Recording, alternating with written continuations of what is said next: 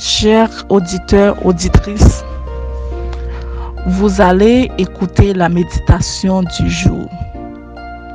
Puissance de la grâce, Ellen White.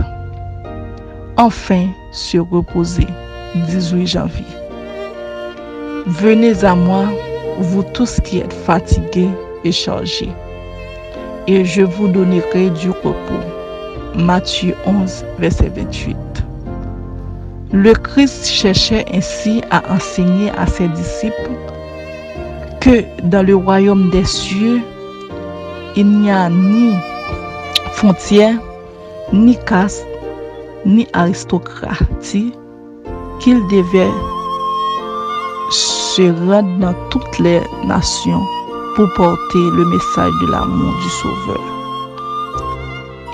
Le Christ a abattu le mur de séparation ainsi que les préjugés de race et il a enseigné l'amour universel à la grande famille humaine.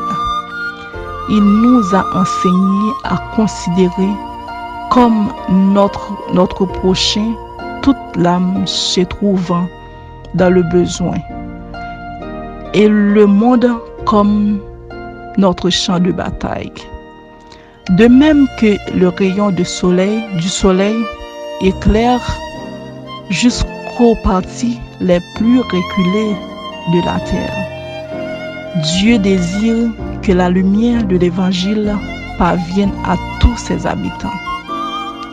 Dans le monde entier, des hommes et des femmes tournant vers le ciel des regards angoissés. Avec prière et avec larmes, ils réclament la lumière, la grâce de l'Esprit. Beaucoup sont sur le sol du royaume des cieux, attendant seulement l'invitation d'y entrer.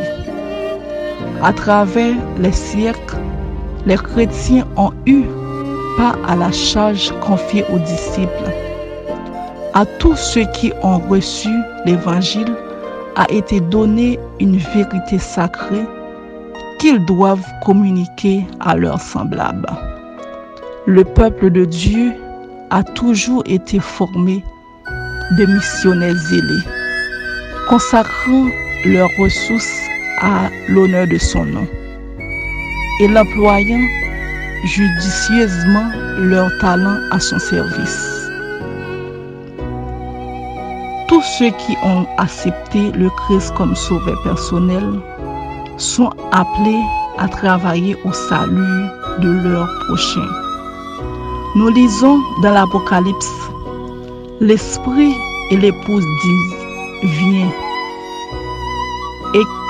et que celui qui entend dise « Viens » Apocalypse 22, verset 17. Que celui qui a entendu cette invitation fasse retentir le message divin de la colline à la vallée et répéter « Viens ». Dieu a longtemps attendu que l'esprit de service s'emparait de toute église et que chacun puisse travailler pour lui selon ses talents. Lorsque les fidèles accompliront la tâche qui leur est assignée auprès ou au loin, en accord avec la mission évangélique qui leur a été confiée, alors le monde entier sera évangélisé. Et le Seigneur viendra sur la terre avec puissance et une grande gloire.